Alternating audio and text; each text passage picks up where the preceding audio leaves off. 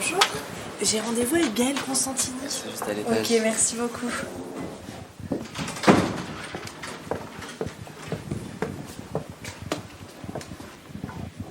Bonjour.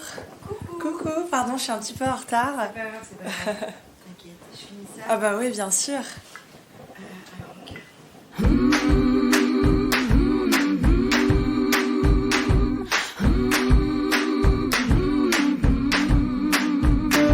J'avais envie de, à mon échelle, avoir un impact sur les femmes, d'aider les femmes. J'avais envie de pouvoir faire avancer les choses. Moi, là-bas, je suis une personne créative. Je me suis jamais dit, initialement, voilà, je vais faire une marque éco-responsable, et ça a coulé de source. Ça donne un sens incroyable à ce qu'on fait. Et c'est vrai qu'en ce moment, on parle beaucoup des matières et c'est un enjeu fondamental. Il faut recycler, bien évidemment, pour lutter contre ce gaspillage industriel textile. Mais on parle un peu moins des hommes, je trouve. Et nous, c'est vraiment cette balance sur ces deux sujets-là qui sont tout autant fondamentaux l'un que l'autre. C'est con, on parle de vêtements, donc si t'as envie d'une robe rouge, je sais pas, avec des volants drapés, etc., tu peux la chercher pendant 15 jours, le temps de la trouver. T'as pas besoin d'en acheter une que tu trouves directement, qui est neuve. Tu vois. Aujourd'hui, je pense que toutes les marques qui vont se créer ont un devoir moral de faire de leur mieux, ou en tout cas avec un engagement. La clé essentielle du féminisme, je pense, c'est la notion de sororité.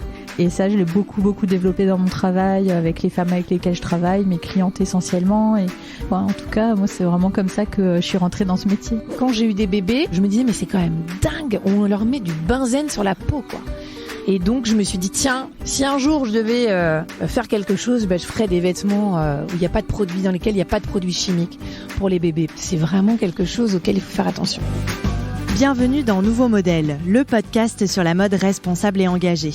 Une discussion avec des femmes entrepreneurs, stylistes, créatrices, mannequins, des femmes bien décidées à se battre pour faire bouger les lignes de l'industrie textile. Parce qu'elles connaissent les impacts négatifs de la mode sur nos vies et sur l'environnement, ces femmes ont choisi une production humaine, transparente et moins polluante pour notre planète.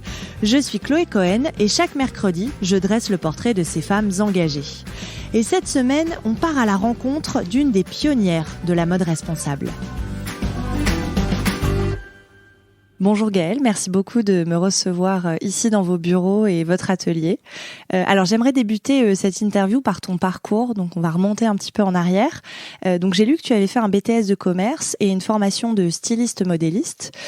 Et tu as travaillé comme assistante costumière pour le film Le Café de Flore avec Vanessa Paradis et la publicité J'adore de Dior, entre autres. J'imagine qu'il y a eu d'autres projets, mais est-ce que tu peux nous raconter un petit peu comment tu es tombée dans ce secteur, là-dedans, peut-être un premier pas dans la mode, savoir comment ça s'est fait tout ça?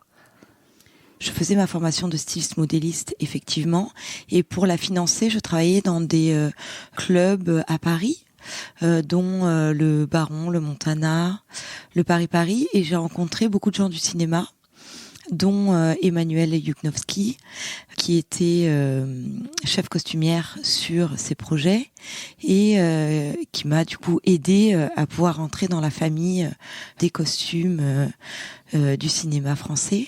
Et donc c'est grâce à elle en fait que j'ai pu vivre ces expériences, parce que c'est des vraies expériences. Et c'est vrai que ça m'a permis de finalement me rendre compte aussi de, comme c'était des films d'époque, mais aussi des publicités avec des costumes réels haute couture. Du coup, c'est vrai que j'étais vraiment plongée dans la mode et dans le vêtement et dans la confection, et ça m'a permis aussi de vraiment de toucher les matières, de voir les coupes d'époque, de me plonger dans le vêtement d'une autre manière que celle de la mode. Ok. Ouais, ce qui est intéressant, quoi. T'as eu un autre regard, super, plus tourné tissu. Et c'était avant, en plus, que je monte ma marque. Donc c'est vrai que ça a été une vraie source d'inspiration aussi, et quelque chose qui a construit finalement tout mon design après. Pas de panique, c'est écologique. Pour cette amoureuse de la nature, il n'était pas question de mettre en danger la planète, simplement pour créer des vêtements. Draps, housses de couette, nappes, elle réutilise et transforme des textiles seconde main, et elle a même réalisé une collection avec les vieux rideaux du Sénat. Championne de l'économie circulaire, elle affiche avec fierté son slogan « Porter le passé jusqu'au présent pour embellir le futur ». Gaëlle Constantini est mon invitée. Et avant de la laisser parler, je voulais simplement vous dire que ce vendredi 29 novembre, c'est le Black Friday. Alors je vous invite, avant d'acheter quoi que ce soit en promotion, à vous poser la question, en ai-je vraiment besoin ? En 2009, tu crées ta propre marque, Gaëlle Constantini. Qu'est-ce qui t'a poussé à te lancer ? Qu'est-ce qui a donné l'impulsion ? Qu'est-ce qui a fait que tu as eu envie de créer ta propre entreprise, ta propre marque ? Alors 2 choses, je crois. De prime abord, c'est parce que en faisant une formation par correspondance via Educatel, tu te retrouves de toute façon seule et t'es pas assujetti à cette influence de designer que t'imposent les écoles de mode, mais aussi j'avais pas de stage obligatoire. Donc si tu veux, la mode, je l'ai vécu un peu comme quelque chose de solitaire, comme un artisan, comme un travail de soi-même, par soi-même. Et je me suis pas vraiment posé la question. Je me suis jamais dit, il y a une marque qui me plaît tant que j'aimerais aller travailler pour eux. J'ai toujours fait mes propres modèles depuis hyper jeune. Ma première réalisation, c'était c'était ma peluche en forme d'éléphant avec une vieille thé d'oreiller. Et c'est vrai que ça me paraissait naturel, en tout cas, de me lancer dans l'entrepreneuriat. Je me suis pas vraiment posé la question. Et je me suis lancée comme ça, mais parce que je commençais à vendre mes propres modèles aussi. Comme je faisais du recyclage de textiles, c'était des pièces uniques, on faisait pas mal de pop-up, je les vendais. Donc si tu veux, j'ai pas trouvé la nécessité, en tout cas, d'aller voir ailleurs ce qui se passait, quoi. Ok. Et alors, comment t'es venue l'idée de faire de l'upcycling, d'utiliser l'existant pour refaire des vêtements et notamment du linge de maison ? Parce qu'à cette époque-là, en 2009, c'était innovant, quoi. C'est-à-dire que pratiquement personne d'autre ne faisait ça pour faire de la mode, quoi, en tout cas. Ouais, en fait, moi j'ai grandi dans le sud de la France. Il y avait pas cette culture de la fripe où il y avait, mais c'était très niche. Et nous, à Aix-en-Provence, par exemple, dans les années où tu commences à acheter tes fringues et c'est plus tes parents qui te les achètent et tu commences à choisir ton propre style, on avait peut-être une seule friperie qui était vraiment destinée genre à surplus stock militaire où on allait là-bas pour nos soirées déguisées, tu vois. Et j'ai jamais vu, en tout cas à l'époque, le potentiel de ces vêtements-là. Et c'est quand je suis arrivée à Paris, encore une fois en travaillant dans des clubs où les gens étaient ultra stylisés dans leur manière de s'habiller, de se coiffer, de se maquiller. Et ils avaient, eux, par contre, une vraie culture de la fripe. Je me suis dit que j'allais aller m'intéresser à ça. Je suis allée visiter toutes les friperies de Paris. Et du coup, je me suis pris une claque quand même en me disant, mais putain, il existe déjà énormément de choses en fait. Il y a déjà énormément de vêtements à utiliser certainement pour pouvoir en faire des nouveaux, les rendre contemporains et pouvoir les faire revivre. Mais s'en servir, en tout cas comme base textile, pour pouvoir créer de nouvelles choses. Ça me paraissait assez évident parce que la quantité de vêtements est astronomique, en vrai. Et en plus, quand on fréquente ce genre de friperie et de lieux comme ça de seconde main, on s'aperçoit que le turnover est géant. En fait, t'as des sacs qui arrivent tous les jours, ça repart, ça revient, ça repart, ça revient. Tu te dis, mais attends, il y a un stock immense de choses à utiliser. Et donc, c'est comme ça que j'ai créé ma marque et que je l'ai déposée en tout cas. C'était vraiment du recyclage de textiles vintage rendus contemporains. Okay. Et recyclés. Et comment ça a été perçu autour de toi ? Comment tu as réussi à faire ta place en imposant ce style qui se débutait parce que c'est vrai qu'en 2009, c'était il y a 10 ans, on parlait pas autant de mode responsable, d'utiliser ce qui existait déjà pour éviter le gâchis. Enfin, tout ça, c'est venu un petit peu plus tard. Donc, ouais. Comment toi, tu as réussi à t'imposer et comment c'était perçu autour de toi ? Clairement, la mode éthique était perçue comme quelque chose de très ringard et de très peu mode. En tout cas, on avait l'impression que c'était vraiment des sacs de pommes de terre avec lesquels on pouvait faire une jupe. Il y avait rien de glamour, il y avait rien d'artistique presque dans la démarche de mode éthique. En tout cas, c'était la manière dont les gens le percevaient.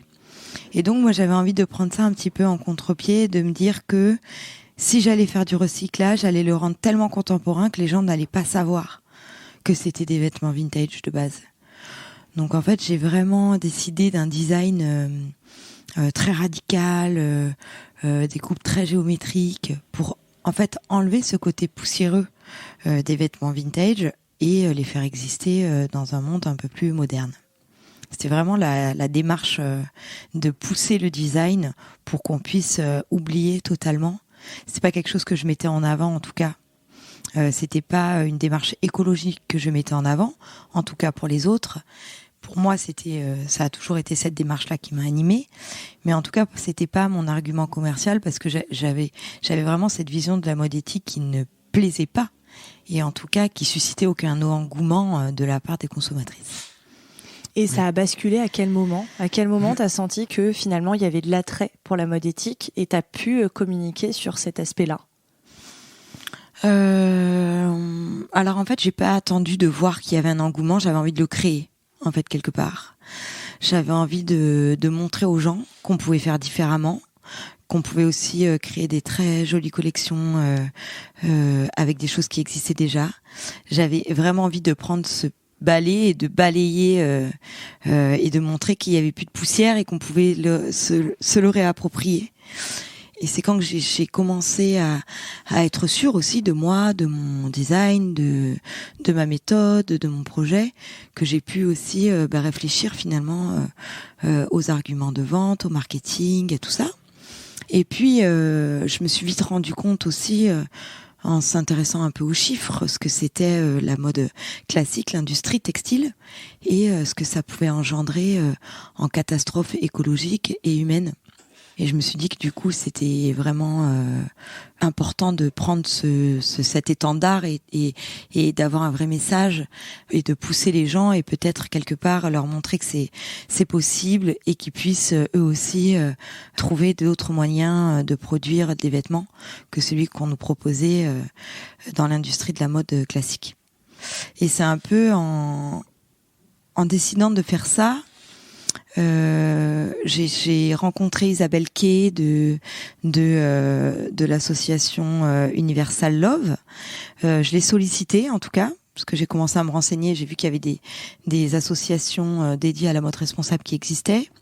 Je l'ai rencontrée. Je lui ai dit que j'avais envie de faire quelque chose pour ça, d'être en tout cas de collaborer au message.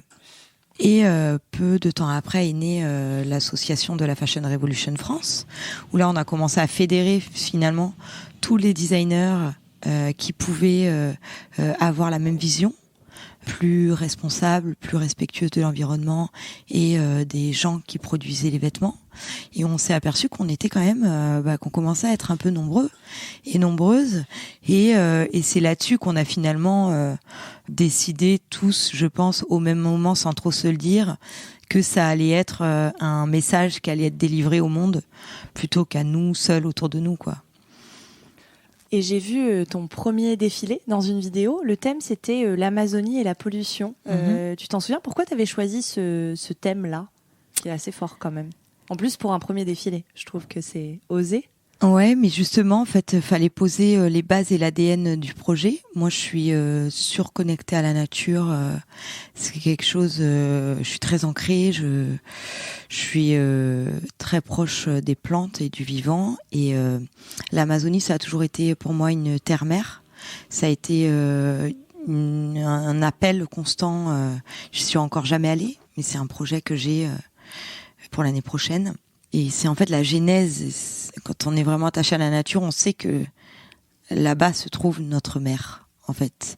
C'est aussi le poumon, l'un des poumons de la terre.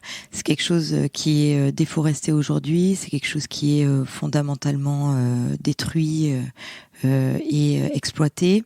Et c'était très important pour moi de que les gens comprennent que c'est pour ça que je fais ça et que ce sera jamais pour autre chose, en fait. C'est parce que je me suis aperçue aussi que pour produire de la viscose, par exemple, on est obligé de déforester 70 millions d'arbres par an. La viscose qui est une soie artificielle et qui sert à faire nos doublures de manteau. Alors comment aujourd'hui on peut privilégier ce genre de textile à des arbres qui font partie de nous. C'est comme si on se tuait petit à petit pour pouvoir s'habiller.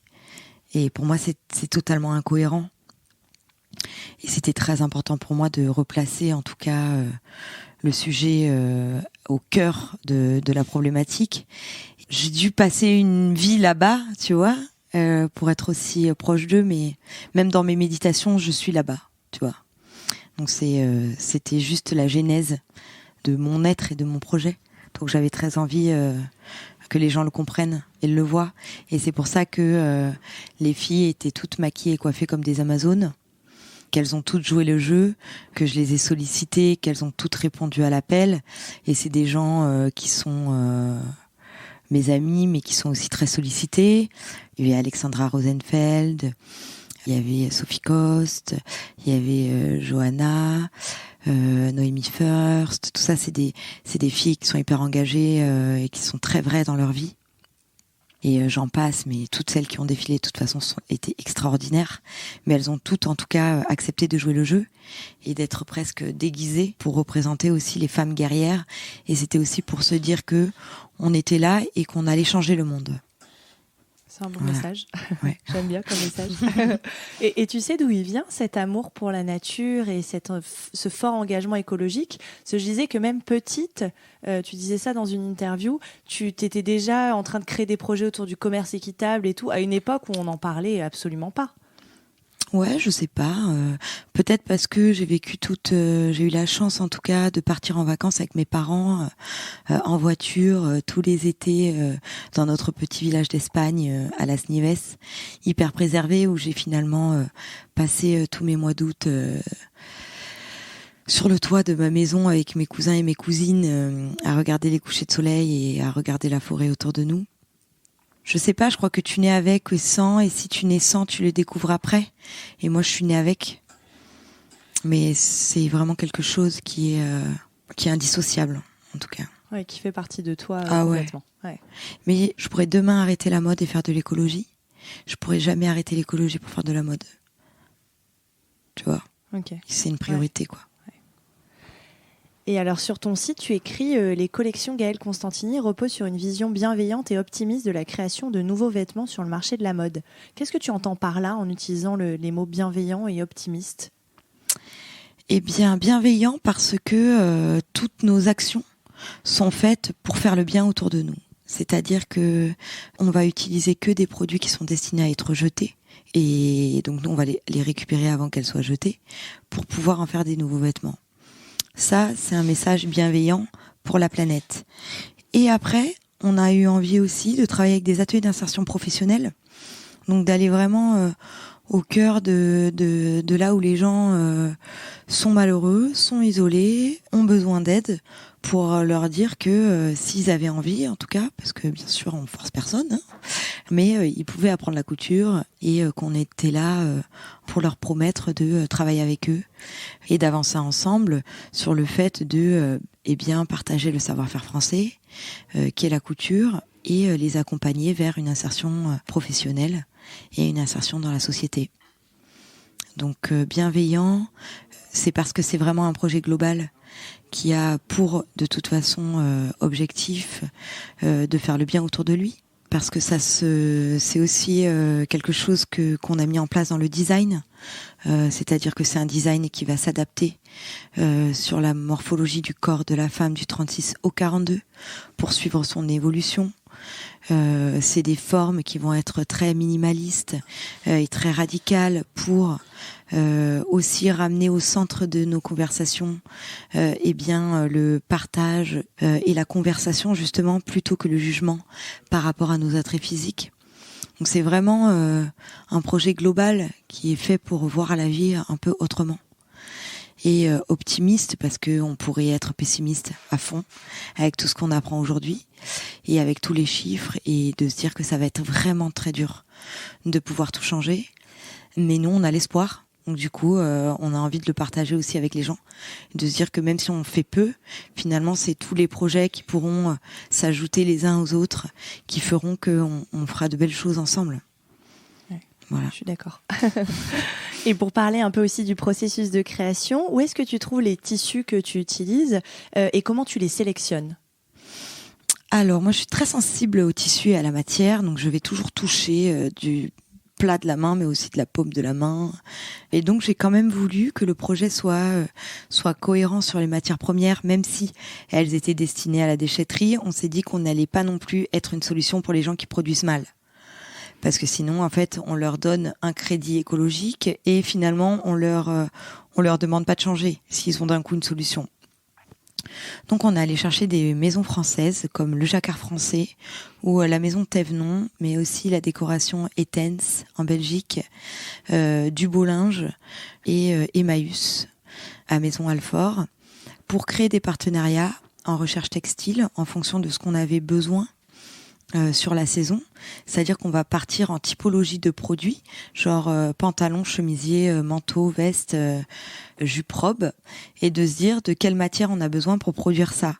Et qu'est-ce qu'on va aller chercher, du coup, chez qui on va aller le chercher, pour déjà d'une part être vraiment dans la démarche de l'upcycling, donc qui a ces choses-là qui vont être jetées, et d'autre part, est-ce que ces maisons-là, du coup, réfléchissent aussi à leurs moyens de produire et d'avoir une politique finalement R&D sur leurs produits. Et donc voilà, c'est plus partant de ce constat-là, et après on va chercher. C'est que si on a besoin de faire une doudoune ou un vêtement chaud pour l'hiver, on va avoir besoin de couverture et de couettes. Donc là, on va plus aller vers Emmaüs, qui va récupérer du coup sans doute plus de cette matière-là. Et puis, si on a besoin de faire des chemisiers blancs, eh bien, on va aller vers du Beau Linge, qui récupère des draps d'hôtellerie seconde main et qui les revend aux professionnels au poids, ça dépend de la qualité du produit, ou au poids ou à la pièce. Et puis on va avoir aussi besoin de faire des robes, donc on va aller vers le Jacquard français qui a des lins tissés extraordinaires dans les Vosges, donc tout reste made in France. Et bien pour les pantalons, pour les toiles, coton, on va aller plus vers la maison Thévenon qui a des matières d'exception et qui produit en France, en Espagne et en Italie. Donc on reste dans le secteur local, on veut travailler avec des gens qui sont proches de nous, on veut pouvoir échanger toujours avec eux aussi. Et donc on va aller du coup piocher en fonction des typologies de produits dans les différents partenariats qu'on a mis en place. Ok. Et bon, quand tu le racontes, ça paraît assez simple, mais j'imagine qu'il y a des contraintes quand même à cette démarche d'upcycling sur du linge. Je sais pas les formes, si c'est un petit peu abîmé. Quelles sont un peu les difficultés quand on utilise ce genre de produit pour en faire des vêtements ? Alors le problème majeur, je crois que c'est finalement les coupes. Les coupes de vêtements, parce que il faut bien vérifier sur chaque métrage de tissu qu'il n'y a pas de taches ni de trous. Et ça, c'est un travail extrêmement long. Ça veut dire aussi qu'on peut pas couper plusieurs pièces en même temps. C'est-à-dire qu'il faut couper une pièce par une pièce.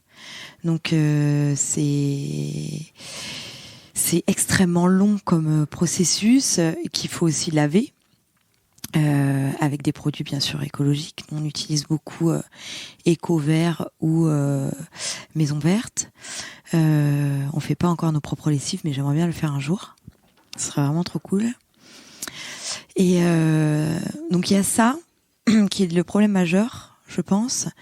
Et après c'est finalement le métrage, parce qu'on sait jamais trop combien on va pouvoir récupérer et donc combien on va pouvoir vendre aux boutiques, et est-ce que c'est viable de récupérer que 5 doudounes, enfin 5 couettes pour en faire 5 doudounes et développer tout le produit qui prend extrêmement de temps, de le shooter, de le proposer aux boutiques, si c'est pour en vendre que 5.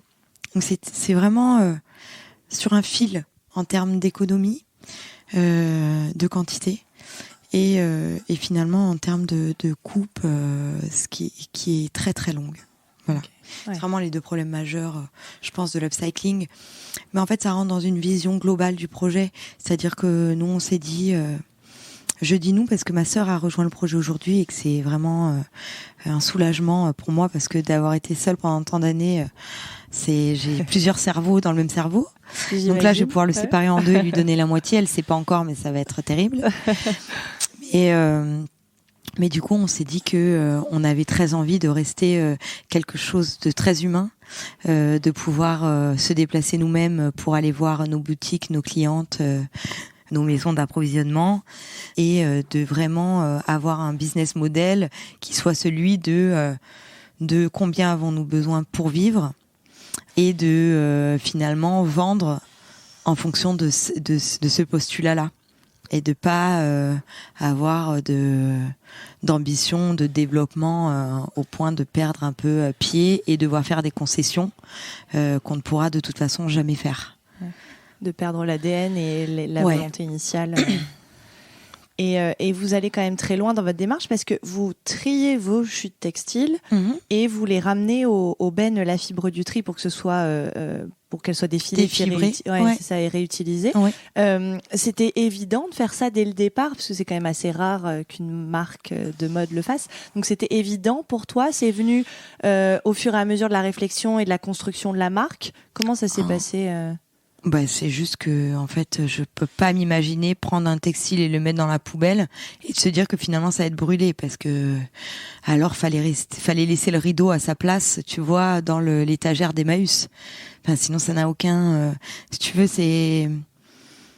en fait, c'est pour ça que c'est aussi un projet qui est bienveillant. C'est parce que tout ce qui est fait et construit et pensé est fait pour aller au max de ce qu'on peut faire, tu vois, sinon on le fait pas.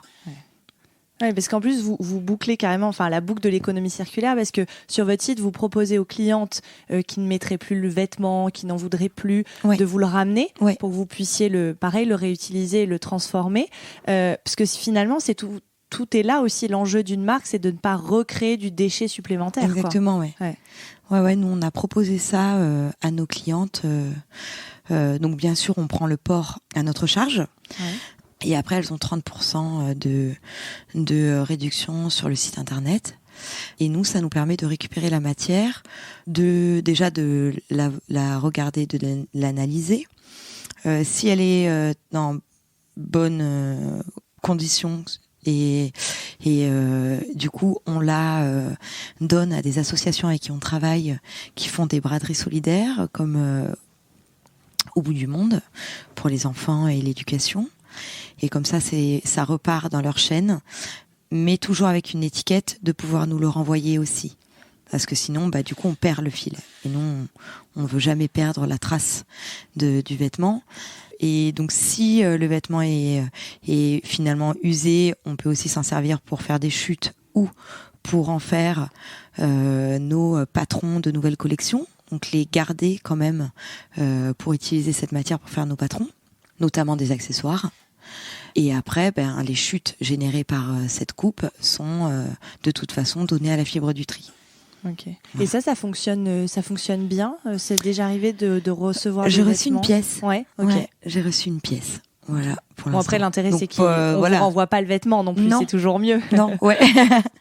C'est clair. Et vous êtes labellisé aussi Circulaire Écosystème. Est-ce que tu peux nous expliquer ce que veut dire ce label? En fait, c'est finalement un label qui est mis en place par la start-up Circulaire, que j'invite tout le monde à découvrir. Donc c'est deux copains qui travaillaient chez Airbus au Mexique, qui ont décidé, ou au Brésil, Mexique ou Brésil, je me souviens plus, j'ai un trou, et qui ont décidé de quitter leur job et de faire le tour du monde de l'économie circulaire, pour aller finalement répertorier toutes les initiatives à travers le monde qui pouvaient aujourd'hui changer quelque chose de fondamental au sein des grandes entreprises. Et aujourd'hui, ils sont installés à Paris, ils font des événements tout le temps et ils mettent en lien les start-up circulaires, donc celles comme la mienne, finalement, qui proposent une solution. Donc moi, je suis dans le textile, mais il y a aussi l'alimentaire, il y a tous les domaines qui sont de toute façon pris en compte par ces structures, et qui fait que elle met en lien les grands groupes qui vont pouvoir les solliciter pour trouver des solutions écologiques, circulaires en tout cas à leur production, et les startups qui vont avoir du coup les solutions appropriées. Un exemple tout simple, si tu changes l'opercule d'un yaourt Danone et que tu arrives à le faire en matière biodégradable, eh bien tu sais que c'est 70 millions d'opercules qui seront changés par an et ça a un vrai impact positif et majeur sur l'environnement et eux ils sont à l'origine de tout ça. Ok, c'est hyper chouette. Je mettrai de toute façon dans les notes de l'épisode pour qu'on puisse aller voir. Et puis ils sont très intéressants. Ils ont énormément de choses à dire parce qu'ils sont très en lien avec tout l'écosystème. Donc aussi bien avec Sitcom, aussi bien avec le gouvernement, puisque leur dernier club circulaire s'est fait au ministère de l'écologie, mais aussi avec toutes les startups qui vont dépolluer les océans, qui vont trouver des solutions pour recycler les moquettes industrielles. Enfin, c'est aujourd'hui, je pense, un acteur de l'économie qu'on ne peut pas ignorer. Ils sont majeurs. Ok.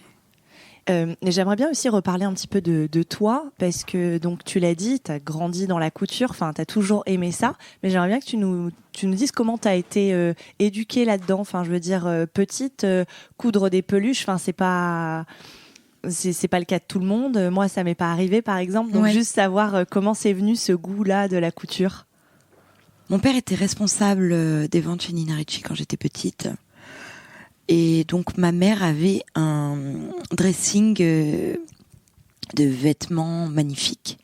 Et elle a toujours eu cette classe, tu sais, cette espèce de posture de classe innée que tu as ou que tu n'as pas d'ailleurs. Quelque chose de très propre à la personne. Et elle a toujours eu beaucoup de goût pour s'habiller de manière très classique, mais avec toujours beaucoup de goût. Ma mère a jamais mis quelque chose de froissé, par exemple. Chose qui m'arrive régulièrement. Moi aussi. Voilà. On a perdu l'usage du fer à repasser de toute façon avec les années. Cette génération a oublié ce que c'était le fer à repasser. Et je l'ai toujours vu, et je l'ai toujours trouvée extrêmement élégante dans ses vêtements, dans tout ce qu'elle portait, dans tous ses chemisiers en soie, dans ces petits pulls où c'était toujours ajouré un petit peu sur le devant, avec des broderies. Elle avait toujours des pantalons extrêmement bien coupés, elle avait des beaux manteaux. Et si tu veux, c'est toujours un peu le reflet de l'élégance de la femme. Tu regardes ta mère, tu t'admires sa posture. Et elle cousait les ourlets de mon père extrêmement bien. Elle faisait ce point invisible, tu vois, que je trouvais totalement magique. Pour moi, c'était vraiment de l'ordre de la magie. Comment tu pouvais coudre, mettre du fil que ça ne se voit pas? Tu vois? C'est vrai. Et du coup, je la regardais comme ça. Elle avait toujours un dé à coudre, son aiguille. Et je crois que c'est de là où est venu l'amour du vêtement en lui-même, de la coupe, de la forme du vêtement. Après, ado, j'étais quand même assez isolée. J'avais un peu de mal à m'intégrer, etc. Et du coup, je prenais beaucoup de vêtements de ma mère que je transformais. Donc, horrible quand tu y penses. Parce que je vais découper des cols de ces petites vestes en cuir Nina Ricci, clac, pour les faire ronds plutôt qu'en pointe années 70, tu vois. Et sans lui dire en plus, imagine. Et donc, j'allais au collège comme ça. Et c'est peut-être pour ça que j'étais isolée aussi, parce que j'avais un look n'importe quoi, tu vois. Et donc voilà, il y a vraiment eu cette idée que le vêtement est un allié, est une armure presque, quelque chose qui te protège quelque part. Donc j'ai toujours eu ce rapport assez intriguant en tout cas avec le vêtement, mais qui était prépondérant et qui a fait finalement toute mon adolescence avec moi, donc qui fait vraiment partie de moi. Ok. Et je me demandais aussi sur ton engagement écologique, comment il se concrétise au quotidien, donc mis à part avec ta marque qui est hyper présent, mais je veux dire toi dans ton quotidien. Oh là là, moi dans mon quotidien, donc déjà je mange bio, je trie tous mes déchets bien évidemment, je conserve tous mes déchets bio, organiques en tout cas, pour aller les mettre au bois de Boulogne le week-end. Je conserve également toutes les graines, parce que je pense que ça va être une vraie solution ça plus tard quand on n'aura plus à manger. Ça, c'est pour le côté optimiste, tu vois. Après, c'est sûr qu'il y a un peu de réalisme là-dedans, complètement. forcément. Ouais. Moi, j'ai toute une banque de graines. Avec vrai. Ouais, j'ai une étagère avec des boîtes compartimentées avec des graines de courges, de tomates, de radis, de trucs. Et en même temps, je prends soin des arbres et du vivant de manière quotidienne. Tu vois, l'écologie, c'est un terme, mais c'est surtout une philosophie, c'est une manière de voir la vie, de laisser la nature en paix, de respecter les animaux et de les respecter sans mettre l'humain toujours au cœur de tout, de réussir à s'oublier finalement et de privilégier le vivant et quelque chose de plus grand. Et si je te dis que tu es une personne engagée, tu me réponds quoi ? Je dis oui. Je dis oui parce que je m'engage déjà dans tout ce que je fais. Je prends une responsabilité sur toutes mes actions. J'essaie de délivrer un message. Et je pense que l'engagement aujourd'hui, c'est aussi de pouvoir transmettre quelque chose que l'on pense être quelque chose de bien pour notre futur à tous. Et parce que je crois que s'engager, c'est inspirer aussi les gens autour de nous. Et de leur dire que si toi, finalement, une personne lambda peut finalement changer les choses à ton échelle, eh bien tout le monde est capable de le faire aussi. Ok. Voilà. Et je me demandais aussi, c'est une question qui me vient à l'esprit, toi tu as commencé à faire de la mode en 2009, donc c'était en plus avant le Rana Plaza, enfin faire de la mode responsable. À quel moment toi tu as pris conscience des dérives de l'industrie textile ? Parce que pour beaucoup de mes invités, il y a eu le Rana Plaza qui a quand même joué un gros rôle, des documentaires, mais toi comme c'était quand même bien avant, à quel moment tu as pris conscience de toutes ces dérives-là ? En fait, c'est pas... Les dérives écologiques, en tout cas, je les ai vues de mes yeux, clairement. Simplement, en fait, en voyant la masse de textiles qui existait déjà, tu vois, quand je suis arrivée à Paris. La démarche sociale, elle est arrivée plus tard et elle n'a pas fait écho à un problème d'actualité, en fait. C'était juste que moi, j'ai toujours été très inspirée par l'abbé Pierre, par Mère Teresa, par tous ces gens qui ont su... s'oublier au profit d'une cause beaucoup plus grande qu'eux. Et j'ai toujours aidé les personnes dans la rue quand j'étais à Aix-en-Provence, mais aussi bien évidemment maintenant à Paris. Et c'était pour moi juste... quand j'ai découvert que les ateliers d'insertion en couture existaient, je me suis dit que c'était juste la solution que j'allais adopter. Et j'ai même pas essayé d'aller vers autre chose. Pour moi, c'était juste une évidence qu'on devait travailler de toute façon de manière locale, qu'on devait travailler avec des gens autour de nous, parce que le lien, c'est quelque chose d'assez magique et de très constructif, qui nous ramène et qui nous ancre dans une réalité aussi. Et moi, j'ai besoin de ça pour vivre. Et donc, j'ai commencé à travailler avec Emmaüs, en fait, à Maison Alfort, en insertion professionnelle. Et c'est ça qui m'a, de toute façon, quand j'ai pu échanger avec ces gens qui étaient SDF, qui étaient réfugiés politiques, qui étaient familles nombreuses, isolées, sans revenus, où je me suis dit que, bien sûr que c'est avec eux que j'avais envie de travailler. Bien sûr que j'allais essayer de tout mettre en œuvre pour que leur vie, elle soit un peu plus joyeuse et heureuse et que la mienne aussi, du coup. Parce que c'est ça qui me rend heureuse et joyeuse et qui m'anime. Ouais. Ok. Et aujourd'hui, quelles sont tes ambitions avec ta marque ? Bien sûr, j'ai envie de développer la marque parce que, au-delà du fait que ce soit des vêtements, c'est aussi un vrai message et que plus il sera diffusé, mieux ce sera. Sans perdre toujours, de toute façon, le fil de notre production et de notre message. Mais j'ai envie de travailler avec d'autres ateliers d'insertion parce que j'ai vu le bien que ça avait pu faire à Calais et à quel point aujourd'hui elles étaient pleines de compétences. Elles travaillaient avec 9 autres designers. Elles ont embauché et avec les chutes des productions des designers, elles se sentent aujourd'hui capables de monter leur propre marque.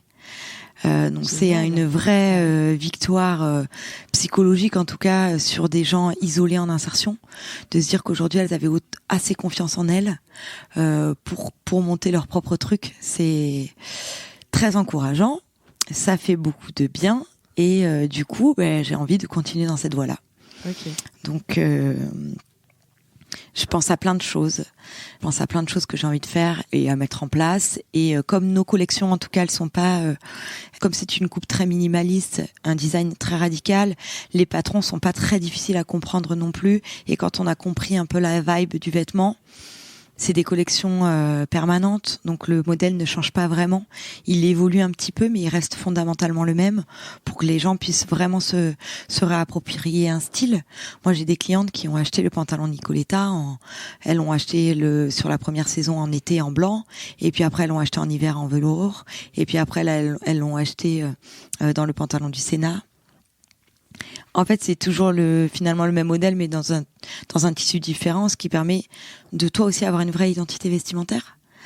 Et donc, ces formes qui ne changent finalement presque jamais, qui évoluent simplement, eh bien, c'est quand même assez facile d'arriver dans un atelier d'insertion et de leur proposer des collections comme ça, parce que ça leur permet d'avoir le temps aussi d'acquérir des compétences, de pas avoir une veste de smoking avec 70 pièces, tu vois.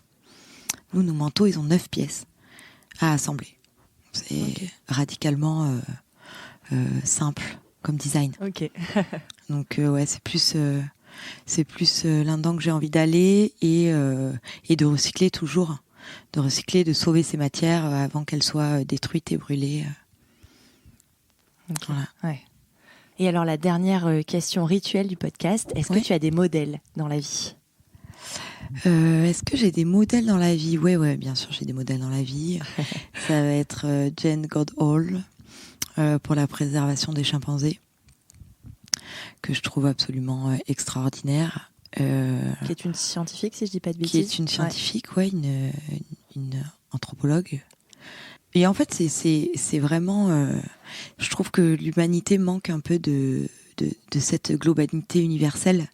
Et du coup, c'est tous ces personnes-là, finalement, qui portent des causes au-delà de leur propre personne, qui m'inspirent et qui me... Après, si on doit rester dans la mode et le vêtement, j'ai toujours été en admiration devant Cristobal Balenciaga, le fondateur de Balenciaga, qui avait des coupes extrêmement modernes pour l'époque. Et voilà, son design m'a énormément inspirée pour ma propre marque.